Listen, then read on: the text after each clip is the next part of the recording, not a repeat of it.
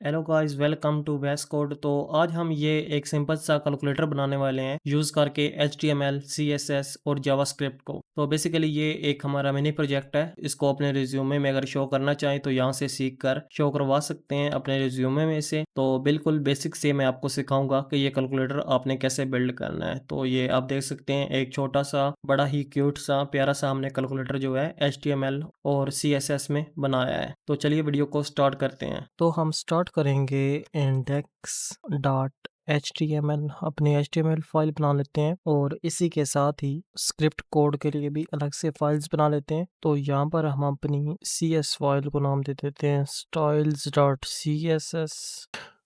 यहाँ पर जावास्क्रिप्ट के लिए स्क्रिप्ट डॉट जेएस नाम की फाइल बना लेते हैं। यहाँ पर हम आ जाते हैं इंडेक्स डॉट HTML पे और यहाँ पर सबसे पहले अपना बॉयलर प्लेट वाला कोड हमारा आ जाता है यहाँ पर, और इसी के साथ ही मैं इसे ओपन विद सर्वर भी कर देता हूँ ताकि हम साथ साथ में चेंजेस भी देखते रहें जो हम डेवलप कर रहे हैं। तो हमारे पास यहाँ पर क्रोम में ये ओपन हो चुका है वेब पेज। तो यहाँ पर टाइटल दे देते हैं इसे कैलकुलेटर बाय वेस कोड। सो सेव किया तो यहाँ पर हमें टाइटल शो हो रहा है। अब आ जाते हैं यहाँ पर सीधा अपनी बॉडी टैग में और यहाँ पर एक डिव लेते हैं और इसको क्लास दे देते हैं कैलकुलेटर। अब इसके अंदर एक इनपुट वाला टैग ले लेते हैं जिस पर बेसिकली हमारा जो कैलकुलेटर होने वाला है उसकी स्क्रीन हमें शो हो रही होगी। सो इनपुट टैग हमारे पास सेल्फ क्लोजिंग होता है। इसकी टाइप हम स्पेसिफाई कर देंगे, type is equal to text.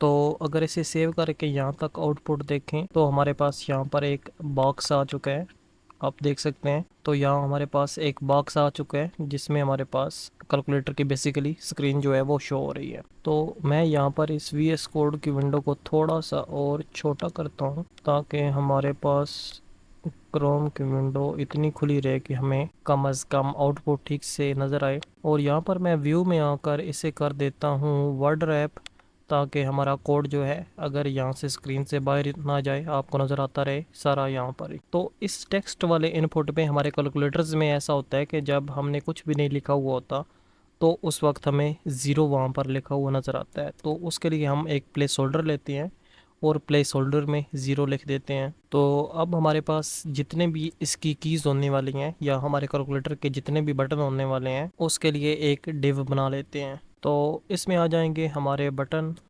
Sorry यहाँ पर हमने करना था डिव, और इसमें अपना बना लेते हैं बटन। और यहाँ पर हमारे पास कैलकुलेटर में एक बटन होता है AC नाम का, जिसे हम दबाएं तो हमारे पास हमारी स्क्रीन जो है वो क्लियर हो जाती है। और इसे नीचे 4 बार हम कॉपी करते हैं। तो ये कॉपी हम कैसे करते हैं, हम शिफ्ट ऑल्ट और एरो डाउन भी कॉपी करते हैं। तो जिस लाइन पर हमारा कर्सर होता है वो ही लाइन हमारे पास नीचे कॉपी हो जाती है। तो AC वाला हमारे पास एक बटन होता है, एक हमारे पास होता है डिलीट वाला बटन, और ये वाला हो जाएगा हमारे पास परसेंटेज वाला बटन। सो परसेंटेज आ गया। तो परसेंटेज हमारे पास यूज़ होता है रिमाइंडर के लिए यूजली। तो ये हमारे पास आ गया डिवाइड के लिए। अब ये तो हमारे पास आ गई सिर्फ हमारे जो बटन होंगे। अगर इसे मैं सेव करूँ तो इस तरह हमारे पास ये तो सिर्फ आ गए हमारे जो एक्शन बटन है वो। तो अभी बाकी के बटन ऐड करने के लिए मैं इसे नीचे 4 बार कॉपी करूँगा। इस सारे को सिलेक्ट किया और शिफ्ट ऑल्ट और एरो डाउन को मैं दबाता हूँ, दोबारा दबाता हूँ, दोबारा दबाता हूँ। तो ये हमारे पास नीचे 4 बार कॉपी हो चुके हैं। तो हमारे पास यहाँ पर जो दूसरी लाइन है यहाँ पर आ रहा होगा, बेसिकली कैलकुलेटर में हमारे पास जो गिनती होती है या 1 2 होती है वो नीचे से शुरू हो रही होती है। तो इसके बाद टेक्निकली जो हमारे पास लाइन आएगी वो आएगी 7 और 8 और 9, और यहाँ पर हमारे पास मल्टीप्लिकेशन का साइन होगा। अगर सेव करें तो आउटपुट में हम देख सकते हैं कि अभी तक हमने इस लाइन को यहाँ से चेंज किया है। तो ये तो हमने पहले ही नीचे कॉपी पेस्ट किए हुए हैं, इनको अभी हम चेंज करने वाले हैं। तो यहाँ पर तीसरी जो हमारे पास रो होती है उसमें इसमें हमारे पास आ रहा होता है 4 5 6 एंड माइनस। तो उससे अगली रो अगर मैं सेव करता हूँ जाऊँ, साथ साथ आप देखते भी जाएं, यहाँ पर हमारे चेंजेस जो हैं वो अप्लाई होते जा रहे हैं। तो अगली लाइन पर हमारे पास आ रहा होगा 1 2 3 एंड हेयर हमारे पास आ रहा होगा प्लस।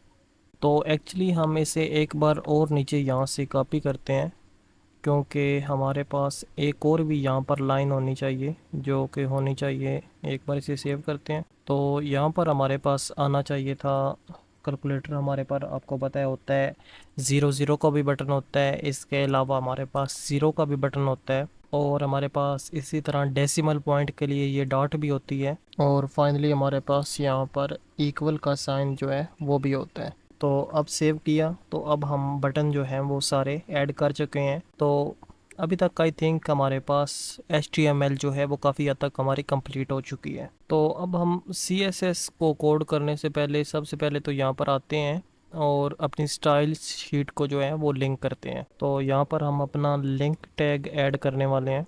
सो REL, तो ये हमारे पास होनी है हमारी स्टाइल शीट, और इसका नाम हमारे पास क्या होगा, इसका नाम है हमारे पास style dot C S S. तो इसे सेव करके हम आ जाते हैं style dot C S S पे। तो सबसे पहले मैं यहाँ पर ये करने वाला हूँ कि हमारे जितने भी एलिमेंट्स होने वाले हैं उन पर हमारे पास जितनी भी मार्जिन और पैडिंग होगी, वो जो बाय डिफ़ॉल्ट पहले से होती है, वो मैं हटाने वाला हूँ और उसे करने वाला हूँ 0। सो हमने यहाँ पर कर दिया मार्जिन और 0, सेव कर दिया।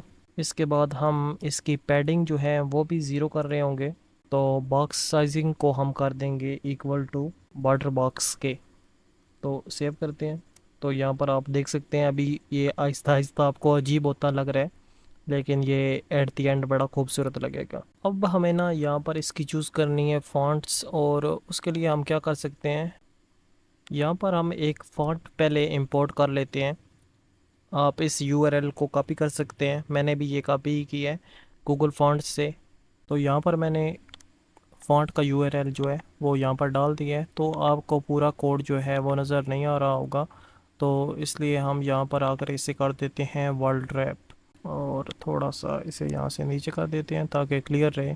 तो यहाँ पर हम फ़ॉन्ट जो है वो इंपोर्ट कर चुके हैं। तो फ़ॉन्ट कोड जो है वो अप्लाई हो चुके हैं। अब फ़ॉन्ट फैमिली जो है वो अप्लाई करते हैं। तो फ़ॉन्ट फैमिली यहाँ से हम अप्लाई करते हैं। तो फ़ॉन्ट फैमिली में हमारे पास पहले आ रहा है पॉपिन्स, और अगर पॉपिन्स हमारे पास अप्लाई नहीं होते ठीक से, मीन के किसी वजह से ये हमारे पास लोड नहीं होता, तो उस केस में हम जा रहे होंगे सेंस सेरफ की तरफ। तो अगर ये फ़ॉन्ट हमारे पास लोड नहीं होती तो ये सिंपली सेंस सेरिफ को ही शो कर रहा होगा। सेव करते हैं। तो अभी आपको कोई इतने खास चेंजेस जो हैं वो नज़र नहीं आ रहे होंगे, तो आगे बढ़ते हैं। अब आ जाते हैं अपने बॉडी टैग में, और विथ ले लेते हैं बॉडी की हम 100%, और हाइट भी ले लेते हैं हम इसकी 100%। तो एक्चुअली हम इसे 100 VH कर देते हैं। अब मैंने क्या करना है, मैं चाहता हूँ कि ये बॉक्स हमारे पास सेंटर में आए। तो इसके लिए हम डिस्प्ले को कर देते हैं फ्लेक्स, और जस्टिफाई कंटेंट हम कर रहे होंगे सेंटर में। तो अब ये इस तरह एक्स एक्सिस में तो हमारे पास सेंटर में आ चुका है। तो मैं चाहता हूँ यहाँ से ये वाई एक्सिस में भी हमारे पास सेंटर में आ जाए। तो उसके लिए हम क्या कर सकते हैं, उसके लिए हम यूज़ करते हैं अलाइन आइटम्स। तो अलाइन आइटम्स हमारे पास जो है वो वर्टिकली जो है वो अलाइन करते हैं। तो सेव करते हैं। तो अब हमारे पास यहाँ पर कैलकुलेटर हमारा दरमियान में आ चुका है। अब इसे हम दे देते हैं बैकग्राउंड कलर, ब्राउन देते हैं। सेव किया, तो ब्राउन हमारे पास आ चुका है। तो हम यहाँ पर अगर ग्रे यूज़ करें, नहीं ग्रे मुझे अच्छा नहीं लग रहा, तो इसके लिए हम ये बर्ली वुड कलर जो है ये सिलेक्ट कर रहे हैं। तो आई थिंक ये कलर जो है ये ओके है। तो अब आते हैं अपने कैलकुलेटर पे। तो अब हम इस क्लास को मॉडिफाई करने वाले हैं CSS में। तो इसे मॉडिफाई करने के लिए हम यहाँ पर लिखेंगे डॉट कैलकुलेटर, और इसे मॉडिफाई करना शुरू करते हैं। सबसे पहले हम इसे देने वाले हैं एक बॉर्डर 1px, इसकी करते हैं इंटेंसिटी, और ये बेसिकली हमारे पास सॉलिड ही होगा। सेव किया, तो इसे हम कलर भी एक दे देते हैं हैश 7 1 7 3 एंड 7 7। अब इसे हम देते हैं पैडिंग, तो पैडिंग हम इसे दे देते हैं 20 पिक्सल्स की। तो साथ में इसे सेव करके देख भी लेते हैं। तो अब ये देखें सेंटर में आ गया है हर तरफ से। अब ये हमारे पास जो कोने हैं ये थोड़े शार्प नज़र आ रहे हैं, थोड़ा इनको रेडियस दे देते हैं। तो हम यूज़ करते हैं बॉर्डर रेडियस और इसको रेडियस दे देते हैं 16 पिक्सल्स का। तो अब ये थोड़ा अच्छा लग रहा है, थोड़ा सॉफ्ट लग रहा है। तो अब हम इसको देते हैं एक बैकग्राउंड कलर जो मैंने अभी तक चूज़ नहीं किया। तो ये मैं एक ना हल्का सा ब्लैक का शेड दूंगा इसे। तो अगर ये कलर हम चूज़ करें, सेव किया, तो ये थोड़ा ज़्यादा तेज़ हो गया। तो एक्चुअली हाँ, ये इतना ठीक रहेगा। तो ये बैकग्राउंड कलर जो है इसे अब हम कर देते हैं।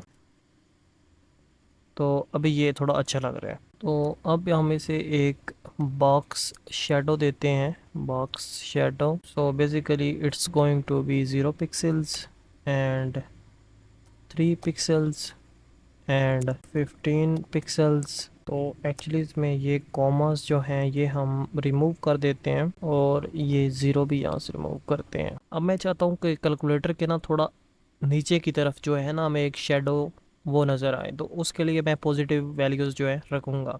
अगर हम इसके लिए नेगेटिव वैल्यूज़ जो हैं वो यूज़ कर देते हैं तो उस केस में हमारे पास जो शेडोज़ हैं वो हमें ऊपर की तरफ नज़र आ रहे होते हैं।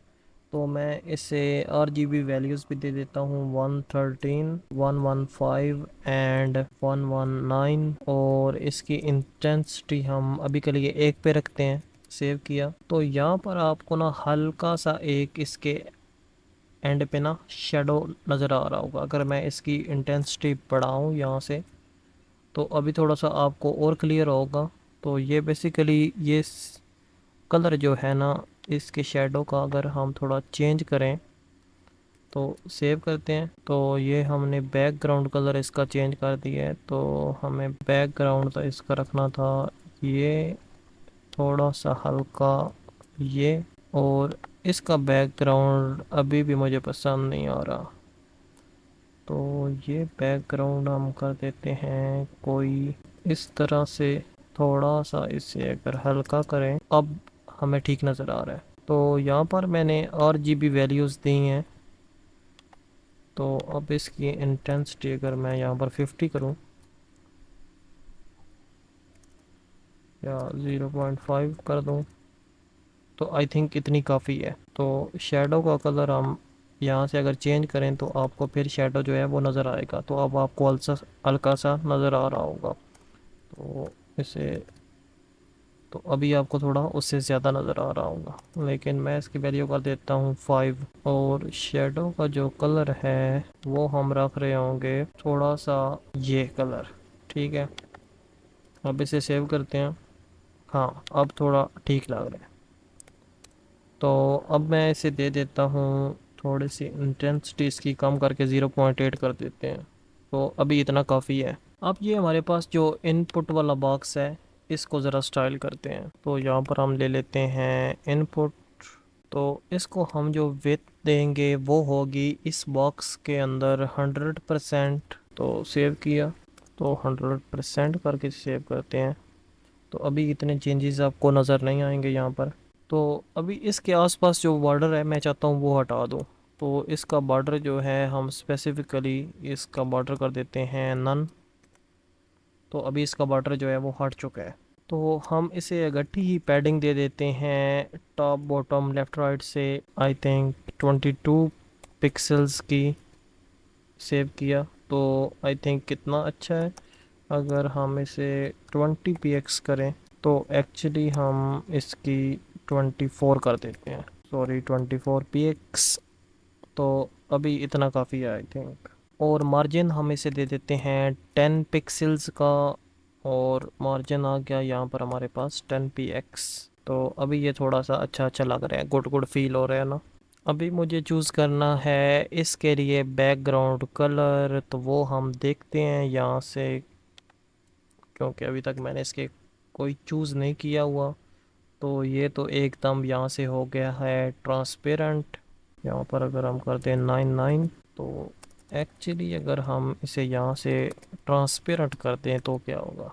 तो अभी ठीक है, क्योंकि हमारे पास जो बैकग्राउंड का कलर है उसके साथ कलर मैच हो रहा है। बाद में हम इसे थोड़ा सा शेडो दे देंगे तो ये हमारे पास स्क्रीन अलग से ऐसे लगेगा, शो हो रही है। तो अभी ये हमें पता ही नहीं चल रहा कि हमारा बॉक्स किधर गया है, तो इसके लिए हम यूज़ करेंगे बॉक्स शेडो को। तो सेम जैसे हमने अपने कैलकुलेटर को आउटसाइड पे ये एक बॉक्स शेडो दी हुई है, इसी तरह हम इसको भी एक बॉक्स शेडो देंगे। तो इसके लिए हम 0 पिक्सल्स और 3 px और 15 पिक्सल्स सेम जो है वो ही हम इसे देने वाले हैं शेडो। और कलर जो है हम RGB और इंटेंसिटी इसकी कंट्रोल करने के लिए हम यूज़ कर रहे होंगे कुछ वैल्यूज़। तो यहाँ RGBS कर दिया, तो वैल्यूज़ हम इसके लिए यूज़ कर रहे होंगे 84, 84 और 84। तो अभी के लिए हम अगर इसे सिर्फ RGB रखें तो ये हमारे पास सेव अगर करें तो अभी हमारे पास कुछ इस तरह से शो हो रहा है। आई थिंक थोड़ा सा जो शेडो है वो अगर इसका वाइट वाइट हो तो कैसा लगे। तो अगर हम इसे कर दें थोड़ा ये वाला कलर, सेव किया, तो आई थिंक अब ये थोड़ा अच्छा लग रहा है पहले से। तो यहाँ पर इसकी इंटेंसिटी जो है वो हम कर देते हैं 0.2। तो अब ये थोड़ी कम हो गई है, तो 0.5 अगर कर दें आई थिंक इतना इनफ है, अब थोड़ा अच्छा लग रहा है। तो अगर यहाँ पर हम एक बार ज़ीरो लिख कर देखें तो अभी ये थोड़ा सा छोटा हमें लग रहा है। तो इसका फॉन्ट साइज़ जो है वो हम अगर कर दें 45 पिक्सल्स, तो अभी ये काफ़ी बड़ा हो गया है। तो एक्चुअली में 40 करते हैं, तो आई थिंक अभी के लिए ये ठीक है। तो कैलकुलेटर में हमारे पास ये ज़ीरो जो है ये लेफ़्ट में लिखा हुआ है लेकिन राइट में से होना चाहिए। तो टेक्स्ट अलाइन भी इसका हम कर देते हैं, text align to right and save. तो ठीक है, ज़ीरो हमारे पास दूसरी तरफ चला गया है। तो अभी ना इसकी थोड़ी सी विड्थ जो है ना वो हम चेंज करने वाले हैं, क्योंकि अभी हमारे पास बटन जो हैं वो भी हमने एडजस्ट करने हैं। तो एक्चुअली अगर हम इसे 200 पिक्सल दें विथ, सेव किया, तो ये तो काफ़ी कम है। अगर 350 पिक्सल हम इसे दे दें विथ, तो सेव किया, तो आई थिंक ये ठीक है। अभी हम बटन्स को भी जो है वो स्टाइल करने वाले हैं। तो अगर थोड़ा सा इसे और कम करूँ, 320 पिक्सल कर दूँ, तो आई थिंक ये अब ठीक है। तो अभी हम यहाँ पर आ रहे हैं, तो इसको हम कर देते हैं कर्सर इसका चेंज। तो हम इसका कर देते हैं कर्सर पॉइंटर, ताकि जब भी यहाँ पर हमारा कर्सर आए वो पॉइंटर की तरह हमें ट्रीट करे। ये देखिए हमारे पास हाथ बन गया है। अब हम थोड़ा सा डिज़ाइन करते हैं अपने प्लेस होल्डर टेक्स्ट को। मेन के ये हमारे अंदर जो इसके अंदर टेक्स्ट शो हो रहा है उसको थोड़ा सा डिज़ाइन करते हैं। तो हमने उसे पीछे एक क्लास दी हुई थी इनपुट प्लेस होल्डर, तो हम यहाँ पर सिंपली कर सकते हैं इनपुट प्लेस होल्डर और इसे हम थोड़ा सा चेंज करते हैं। तो इसको कलर हम दे देते हैं वाइट पूरा। तो इसके लिए हम यूज़ कर सकते हैं #FFFFF। तो सेव किया, तो ये अभी तक हमें यहाँ पर वाइट क्यों नहीं शो हो रहा? तो अभी ये वाइट हो चुके हैं, ठीक है। तो अभी जो हमारे सारे बटन्स हैं उनको थोड़ा सा हम स्टाइल करते हैं। तो हम ले लेते हैं बटन। तो बटन्स का यहाँ से हम बॉर्डर जो है वो हटाते हैं, बॉर्डर्स को हम कर देते हैं नन। तो अभी इस बटन्स के जो बॉर्डर्स हैं वो हट चुके हैं। तो इनको विथ हम दे देते हैं, थोड़ी सी इसकी विथ बढ़ा देते हैं। तो विथ हम कर देते हैं एक्चुअली 50 px। तो आई थिंक इतना काफ़ी है। थोड़ा सा अगर हम 50 की बजाय इसे 60 कर दें तो आई थिंक इतना काफ़ी है। तो अभी 60 पिक्सल ही हम इसे हाइट भी दे देते हैं। तो हम कर देंगे हाइट 60 px। तो अभी आई थिंक ये काफ़ी है। तो थोड़ा सा आपको अजीब लग रहा होगा लेकिन अभी इसे सेट कर देते हैं। तो ये हम फिक्स कर सकते हैं आसानी से बटन्स को मार्जिन देने से। तो इसे अगर 10 px का मार्जिन दे दें तो अभी ये काफ़ी अच्छा लग रहा है। I think it's okay. थोड़ा सा 10 के बजाय अगर हम ये 12 करके देखें तो I think it's now looking more good. तो 10 ही इसे रखते हैं फ़िलहाल, तो ये अच्छा है। अभी ये जो बटन है इनके कोने हैं काफ़ी ज़्यादा शार्प, तो इसे भी हम ऐसे करते हैं। हम चाहते हैं कि जो बटन हो वो इसके एक सर्कल में हो, वो ज़्यादा अच्छे लगेंगे। तो हम इसके बॉर्डर को दे देंगे बॉर्डर रेडियस, और ये हम अराउंड 60 px अगर कर दें, 60% अगर इसे कर दें, तो सेव किया। तो अभी ये गोल हो चुका है और आई थिंक काफ़ी खूबसूरत लग रहा है। अगर थोड़ा सा इसे कम कर दें, हम करते हैं इससे 50%। So I think now it's looking more good. तो अभी ये जो बैकग्राउंड का कलर है वाइट, इसे हमने हटाना है। तो उसके लिए हम इसका जो बैकग्राउंड कलर है इसको भी ट्रांसपेरेंट कर देंगे। तो हमें ये कैलकुलेटर ऐसे रखना है। अभी आप कह रहे होंगे ये इतना अच्छा नहीं लग रहा, लेकिन हम इसकी तरह जो बॉर्डर है उसको हमने हटाया हुआ है, लेकिन इसको हम एक बॉर्डर शेडो देंगे तो ये ज़्यादा हमें अच्छा लगेगा। अभी जो हमारे पास कलर होने वाला है इन बटन्स का खुद का, वो हम कर देंगे एक्चुअली में वाइट। आप डायरेक्टली यहाँ पर वाइट भी लिख सकते हैं या 3F भी लिखेंगे, उससे भी वाइट होगा। लेकिन ये अच्छी बात है कि आप पूरी हेक्साडेसिमल जो वैल्यू है वो लिखें। तो अभी हमारे पास ये सारे बटन्स जो हैं वो वाइट हो चुके हैं, लेकिन ये अभी थोड़े से ना छोटे नज़र आ रहे हैं। तो अब इनका फॉन्ट साइज़ थोड़ा सा हम बड़ा कर देते हैं। तो एक्चुअली हमें यहाँ पर यूज़ करना था फॉन्ट साइज़, तो इसे हम 18 पिक्सल्स अगर करें तो आई थिंक कितना काफ़ी है, या थोड़ा सा और अगर बढ़ा दें तो I think now it's looking perfect. तो अभी ऐसे थोड़ा सा ये खाली खाली लग रहा है, तो इसको एक बॉक्स शेडो दे देते हैं। तो बॉक्स शेडो हम इसे सेम जो है ये वाली वैल्यू यही देने वाले हैं जो हमने ऊपर अपने इनपुट को दी थी। तो इसे यहाँ से कॉपी करते हैं और यहाँ पर हम पेस्ट कर देते हैं। तो अभी ये काफ़ी खूबसूरत लग रहा है। तो अभी थोड़ा सा मुझे जो यहाँ पर ऑफ लग रहा है ना, वो ये चीज़ है कि ये हमारे पास शेडो जो है ना, ये होना चाहिए था यहाँ पे थोड़ा ब्लूइश कलर का। तो आई थिंक ये कलर थोड़ा ठीक है। और इसका जो बैकग्राउंड है ना हमारे कैलकुलेटर का, तो इसे हमें थोड़ा सा और डार्क करना पड़ेगा।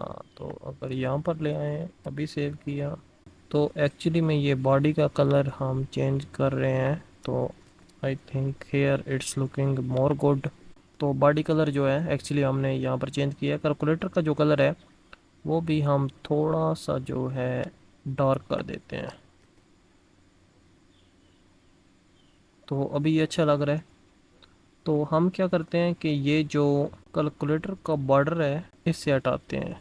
कैलकुलेटर का हमारे पास बॉर्डर जो है सॉलिड हमने 1 पिक्सल का दिया हुआ है, तो इसे अगर हम 0.5 पिक्सल करें तो आई थिंक यहाँ पर ये अच्छा लग रहा है। तो सिर्फ जो इसकी इंटेंसिटी है वो अगर 0.5 अगर हम कर दें, सेव कर दें, और इसका कलर जो है वो थोड़ा सा हम ब्लू की तरफ अगर ऐसे ले जाएं, तो सेव किया। अब ये काफ़ी अच्छा लग रहा है। और दोबारा यहाँ पर नीचे आते हैं। तो अभी मैं चाहता हूँ कि यहाँ पर जैसे ही हम आए तो हमारे पास यहाँ पर जैसे यहाँ पर आ रही है फिंगर वैसे ही आ जाए। तो इसके लिए हम कर्सर कर देते हैं पॉइंटर, सेव किया। तो अब जब भी यहाँ पर मैं आ रहा हूँ तो मेरे पास फिंगर शो हो रही है। तो आई थिंक यहाँ पर हमारा जो CSS कोड है वो भी ऑलमोस्ट रेडी है। अगर बड़ी स्क्रीन पर कैलकुलेटर को देखें तो हमारे पास कुछ इस तरह से कैलकुलेटर नज़र आ रहा है। अगर एक्चुअली में मैं यहाँ पर एक इमेज बैकग्राउंड में यूज़ करूँ तो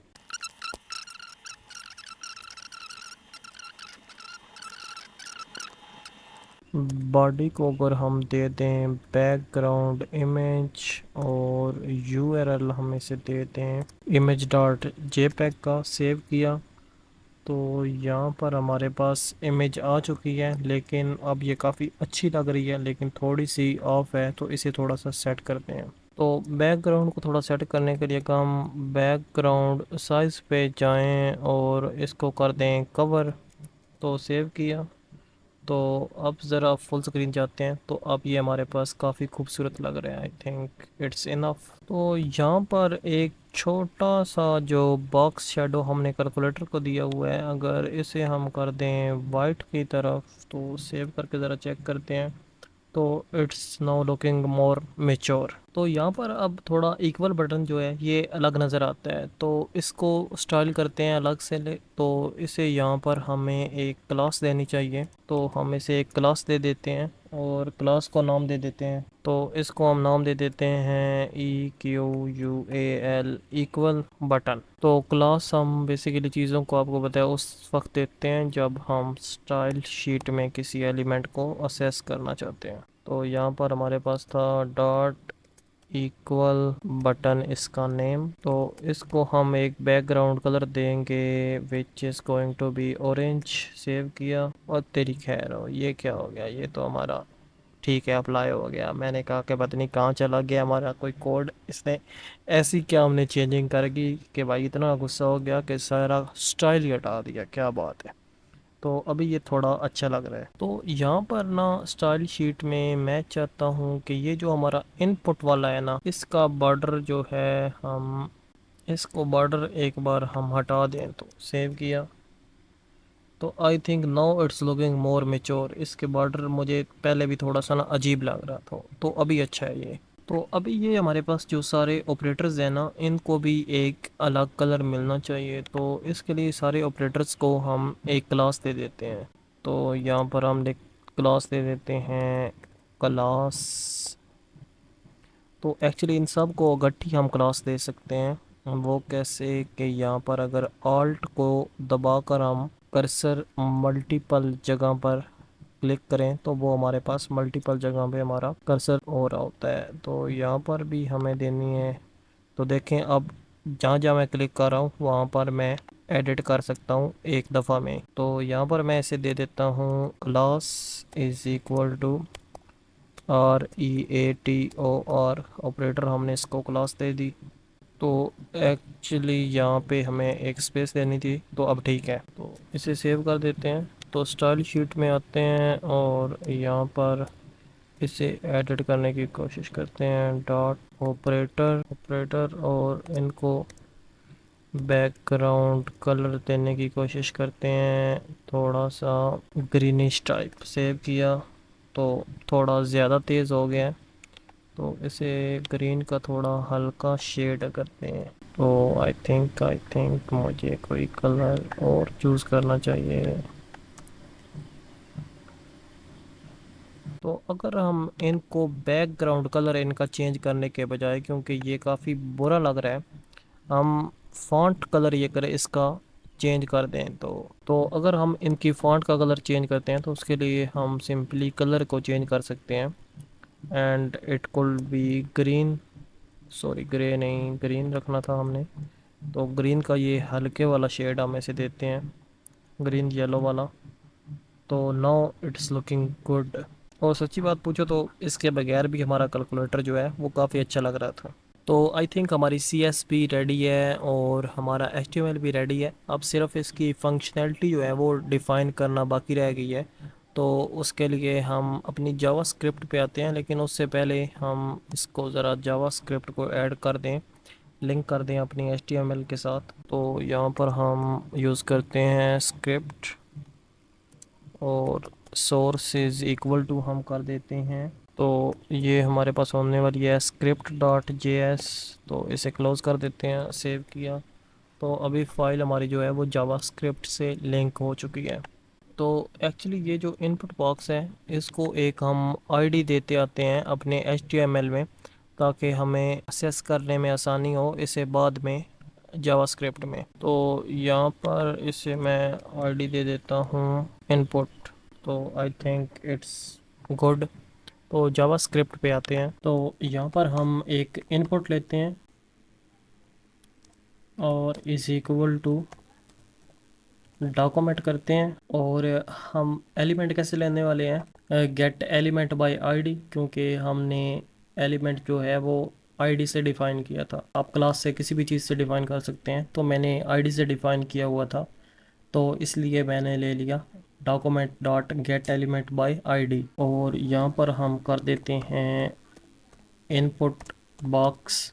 तो अब हम सारे बटन्स को सिलेक्ट करने के लिए यूज़ करते हैं buttons is equal to document, और इसे हम क्वेरी सिलेक्ट ऑल करते हैं। सो क्वेरी सिलेक्टर ऑल हमने कर दिया, और यहाँ पर हम कर देते हैं वेरिएबल बटन्स। तो अब यहाँ पर एक एम्प्टी स्ट्रिंग ले लेते हैं जिसमें बेसिकली हम अपना रिज़ल्ट स्टोर कर रहे होंगे। तो ये हमने एक एम्प्टी स्ट्रिंग बना दी। सो बेसिकली ये इनपुट बॉक्स के लिए है। तो अब इन सारे बटन्स की हम एक एरे बना लेते हैं, इसे नाम दे देते हैं ARR, और इसे हम कहाँ से यूज़ करेंगे, एरे डॉट फ्रॉम। तो इसमें अब हम बटन्स वाला वेरिएबल जो है वो पास कर देंगे, तो ये हमें सारे बटन्स का एक एरे बनाकर दे देगा। तो अब हम क्या कर सकते हैं, इस एरे पे लूप चला सकते हैं। तो इसके लिए हम चलाने वाले हैं फॉर ईच लूप। तो एरे बेसिकली हमने इसलिए बनाया है क्योंकि हमारी जो फॉर ईच लूप होती है वो हमारे बटन्स पे नहीं चलती, इसलिए हमने एरे बनाया है। तो यहाँ पे हम ले लेते हैं बटन, इस पे ऐसे करते हैं, एक एरो फंक्शन जो है वो यूज़ कर लेते हैं। तो यहाँ पर हम लगाते हैं अपनी ब्रैकेट्स। तो यहाँ पर हम बटन पे एक क्लिक लिसनर लगा देते हैं, ऐड इवेंट लिसनर, के जब भी हमारे पास कोई बटन पे क्लिक करेगा तो उस वक्त हमारे पास क्या होने वाला है वो हम इससे डिफ़ाइन कर पाएंगे। सो हमने यहाँ डिफ़ाइन इसे किया क्लिक से।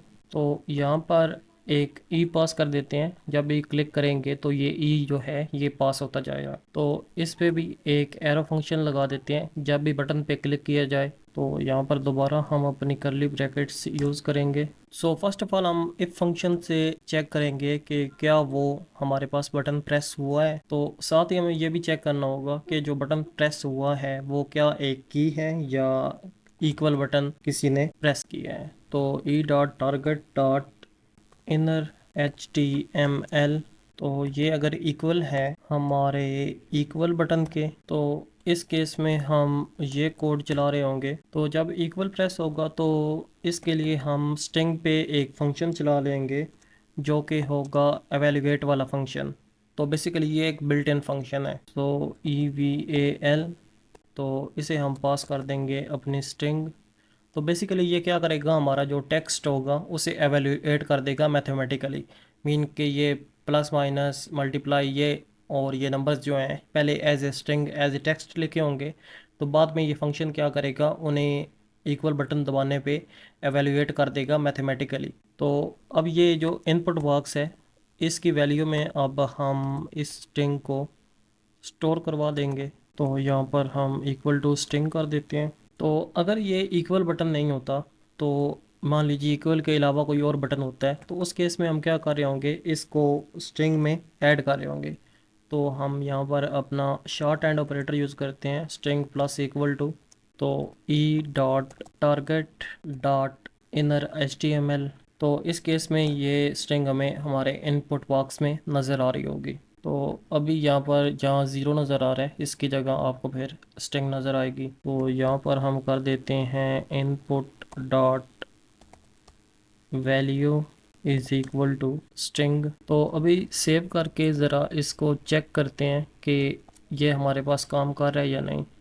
तो यहाँ पर हमने 7 प्रेस किया, 8 प्रेस किया, तो अभी के लिए तो ये काम नहीं कर रहा। तो अभी भी काम नहीं कर रहा। अगर यहाँ पर हम बटन्स की जगह एक बार बटन कर दें, आई थिंक ये मिस्टेक ना हो, सेव करते हैं। तो अब ये हमारे पास काम कर रहा है।